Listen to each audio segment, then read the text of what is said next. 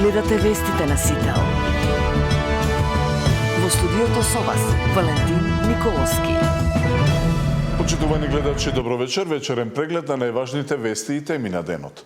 Васил Јованов, кој на пешачки премиње усмрти неготинчанката Фросина Кулакова, ја призна вината. Додека одбраната бара да се цени признанието и други негови карактеристики, родителите на Кулакова бараат максимална казна. Пресудата ќе се објави на 13 мај. Васил Јованов, кој на пешачки ја усмрти 22 годишната Фросина Кулакова, призна вина. Тивоки со наведната глава во судницата рече дека разбира зашто е обвинет. Изразувам сочувство до целото семејство, да им се извинам. Никогаш не сум замислил дека ќе дојде до ваков настан. Ова е нешто што ќе ме прогонува до крајот на мојот живот. Признанието го слушаа и родителите на Кулакова. Побараа максимална казна за Јованов, а судењето велат не е за одмазда, туку за правда, за воиднина, ниту едно дете да не се најде на местото на Фросина. Јас сум денес гласот на Фросина. Зборувам за неа, оти таа повеќе не може да зборува. Без возачка, пијан на црвено светло, заобиколувајќи возила кои запреле, тој не се ни обидел да запре. Удрил во мојата Фросина со толкава сила што го извиткала и семафорот, рече во судницата мајката на Фросина Камелија Кулакова. Зборовите на Кулакови ги слушаа и родителите на Васил, кои во судницата седеа со наведнати глави. Обвинителството посочи дека непосредно пред трагедијата Васил возел цик-цак по булеварот, а преминувал и преку две полни линии. При одредување на казната го повика судот да земе предвид дека возачот и претходно бил казнуван за сообраќајни прекршоци. Одбраната пак побара да се цени признанието, но и тоа што Васил бил студент, освојувал награди како боксер, а запишал и Академија за дигитални вештини.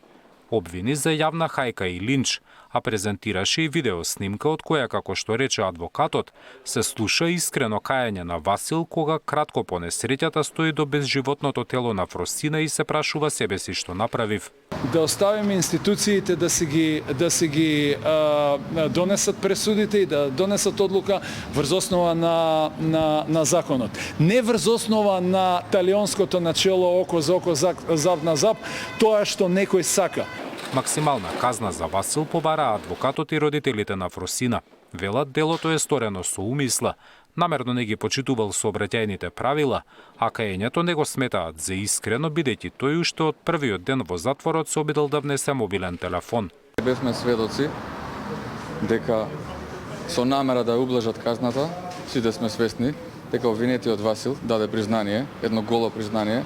Животот на Фросинче нема да заврши во празнина. Толку. Само тоа се надевам, дека ќе се изрече највисока казна. Кој родител може со ова да се помири, да си тече предистражна постапка, па судска постапка и така натаму, а ти да не знаеш и ниту смееш да знаеш што се случува.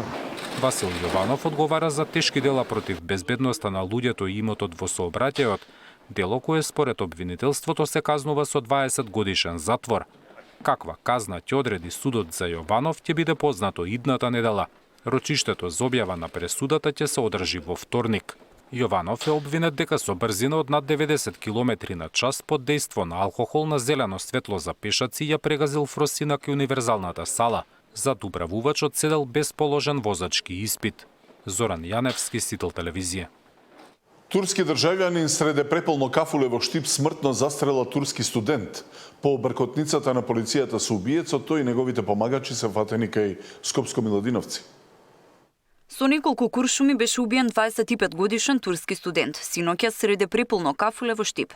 На безбедносните камери од кафулето може да се види убиството. Налик акционен филм се гледа како напаѓачот, турски државјанин кој бил дојден како турист во Македонија, влегува во преполното кафуле, го вади пиштолот и испукува неколку куршуми кон жртвата и веднаш си заминува. Гостите во паника почнуваат да стануваат од масите и да бегаат кон излезот, а дел се обидуваат да му пружат прва помош на младиот човек во кој беше пукан. Тој веднаш бил пренесен во Штипската болница, но таму им подлегнал на повредите. Убиецот бега од местото на настанот и со автомобил се обидува да го напушти Штип. Полицијата го лоцирана на платната рампа Миладиновци, заедно со уште неколку турски државјани, кои се обидуваат да му помогнат да избега. Но автомобилот не застанува и ја крши на платната рампа за да помине, а убиецот, кој се превезувал со БМВ-то, почнал пешки да бега преку полето.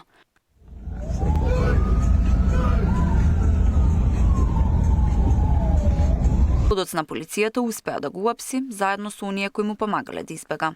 22 часот и 15 минути на наплатната рампа Миладиновци во заедничка акција на СВР Штип, СВР Скопје и сообраќајната полиција било запрено патничко возило БМВ со штипски регистарски ознаки, во кое биле АХ, ТМ, ОМ и АО, при што АХ се дал во бегство, а другите лица биле лишени од слобода. Набргу по превземени мерки, тој и сторителот КК биле пронајдени и лишени од слобода.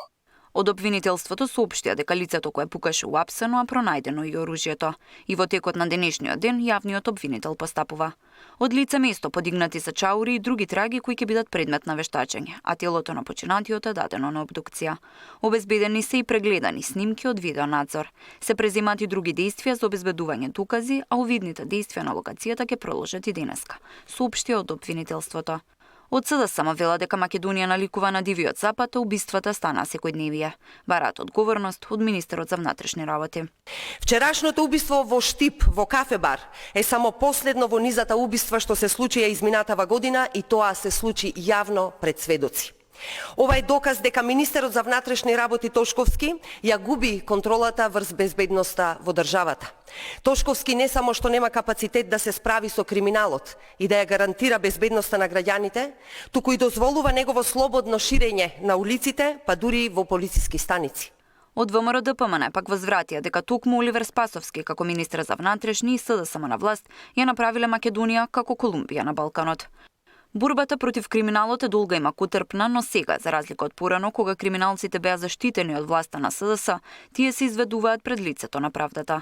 Со преземањето на одговорноста, ВМРО ДПМН да ја води владата, се гледаат и првите резултати од борбата против криминалот и корупцијата. Се водат истраги за разни криминални дејствија, се расчистуваат случаи, се апсат луѓе кои се огрешле пред законите, како и лица кои во време на СДС беа недопирливи, велат од владеачката партија. Убиецот имал 21 година и бил дојден во Македонија како турист.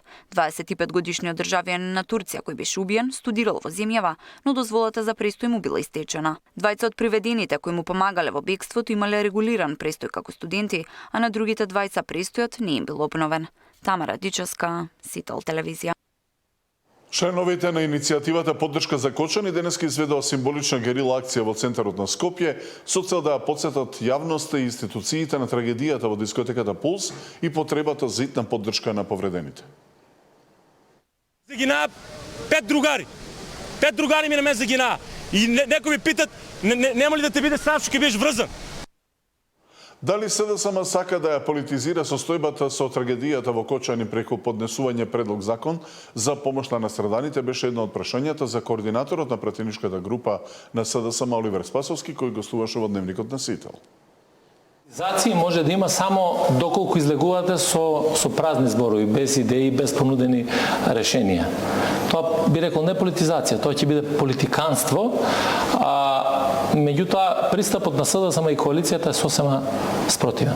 Ние повикуваме на единство, повикуваме на сплотеност, повикуваме на солидарност, нудиме законско решение кое што пред се ќе даде поддршка за семејствата и за оние кои што се жртви практично, кои што настрадаа во пожарот и на тој начин да покажеме дека навистина сме подготвени да направиме еден исчекор кон промена на